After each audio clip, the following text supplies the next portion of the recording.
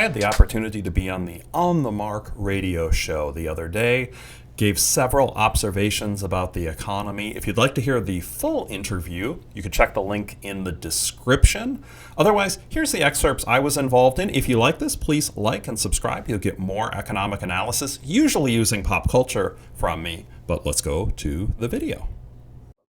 Thank you, Lauren. We're going to go to Matt, Dr. Rousseau, I should say. I guess we should be a little more formal here, but we see each other on the golf course, so it feels like Matt is appropriate. So, Matt, any reaction to Lauren pointed out that innovation's happening much quicker now than it used to, gave us a good technical definition of economic development. What's your take on the local economy? What's your take on industrial development? And what would you say to a company thinking about coming to this area? First, the forum. I love the forum for the exact reasons. Innovation is what drives progress in society. So studies have shown, of course, when companies can do well and innovate, they can make a lot of money, potentially, if they can provide products that consumers want. But research has actually shown most of the gains from innovation don't go to the companies, they go to the consumers who end up getting new and better products or services. The number that I've seen most often is that 95% of the gains actually go to the public at large, not the person who started the business. So the entrepreneurs here trying to innovate are really doing a service to society. So I love that this forum is happening and that so many are going there. In terms of the local economy, I mean, boy, it's somewhat buzzing in terms of the unemployment rates, right? They're, once again, pretty much at historic lows. We want to get the labor participation rate up again, and that seems to be a challenge. Inflation has cooled down. The question sometimes I'll hear is, when will prices come back down? And the answer is probably never, because we don't usually see deflation. What we're hoping for is that inflation falls back to historic levels of 1% to 2%. And in terms of companies potentially coming here, a lot of what I know is actually from Lauren and her group on why this is such a good area, right? There's good transportation routes. Often there's a great labor pool. Right now, one issue, I think, in this area, in order to entice companies to come here, is we'd like to have a little bit more of a broader workforce. It's tough if I am a company looking at this. Boy, these unemployment rate numbers are so low that I might wonder, where are the workers coming from? That's the question that I would have if I was looking to perhaps relocate into the area. Matt, how does that tie into the participation rate? If there are 61.9% of the people, or all that's in the marketplace, we're looking for jobs, how does that tie in with the unemployment number? Well, the unemployment is separate. Unemployment only counts those who have a job.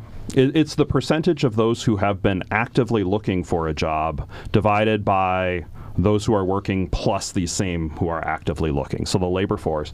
But if the labor participation rate went up, went back to historical averages, that would mean an extra % or 2 who are available in the workforce. The labor participation rate has dropped pretty significantly since COVID.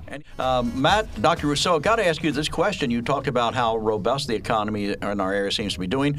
Should Joe Biden take a bow? Well, presidents generally will get too much credit when things go well and too much blame when they go poorly.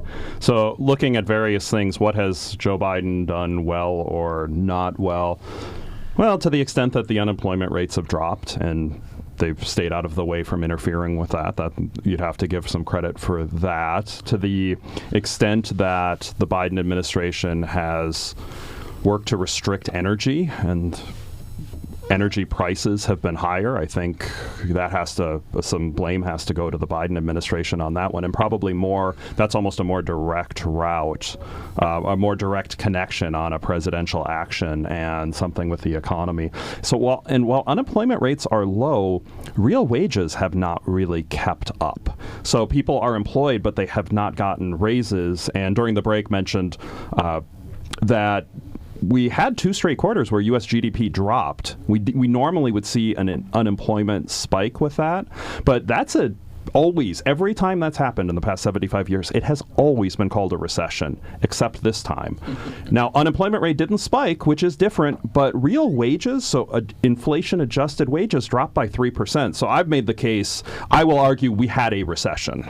I think that was a recession. GDP dropped, and instead of the unemployment rate spiking, everybody just got poorer. So, if that's not a recession, I don't know what Sounds is. like one to me. Yeah. Bob? Well, I guess, Lauren, we're going to go, Matt, our time is running short here, so we're going to go to you to sort of wrap this up. So, Economic Forecast, 16th one with Dr. Anirban Basu. He has really developed quite a following in the greater Susquehanna Valley over those years. And you probably watch, listen to, read about more economic forecasts a year than the rest of us will do in a lifetime. What are your tips? Why should the listeners to this show care about an economic forecast? What is the data they should be looking for out of that, so that they're developing positions and opinions that have some data basis to them? So, Matt, to you, Economics 101, Forecast 101. What are you looking for? What are you recommending we look for? Yeah, well, I'll start with the last. I think for most people, the forecasts actually aren't necessarily that crucial, right? If the economy is going to be great or it's going to be doing poorly, I don't know how that affects the behaviors individuals should take. In terms of what I'm looking for, one is a little bit of caution and humility, and the understanding that it's incredibly difficult to make these predictions. And if somebody's stunningly confident in a particular action, I would tend to be a little bit more leery of that. Dr. Basus does a fantastic job, and I think he gave all the appropriate caveats on, when predicting, seems like signs are there for a potential recession last year. And a lot of economists did think a recession would come. Every time when inflation is reduced, you tend to run into a problem where people continue to expect inflation to exist, and therefore wage increases will be pegged on what just happened for inflation. But then if wages go up and inflation doesn't go up, it's more expensive for firms, and that's where the layoffs come in, and that's why you have this cycle where a fall in inflation can lead to increases in unemployment rate. This time, the fall in inflation, for whatever reason, didn't seem to come with that spike in unemployment rates, which of course is good.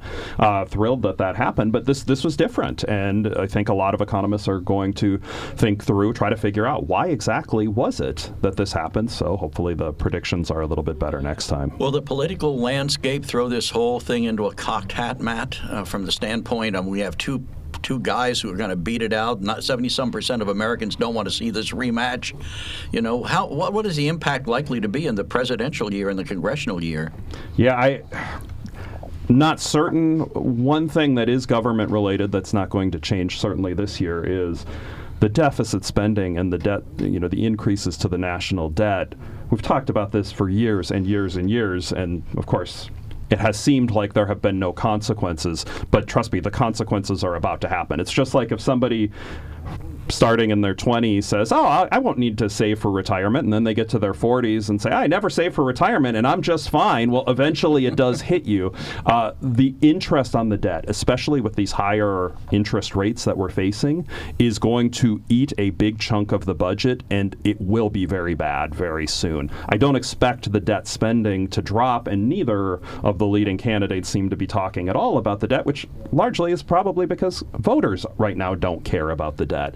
But with that increased spending, I would not expect the economy to take a major negative downturn in the next 8 or 9 months. I would expect it to keep kind of moving along in the same direction and continue to slowly improve. That would be my very humble forecast for the next 8 or so months. Okay. Well, Joe,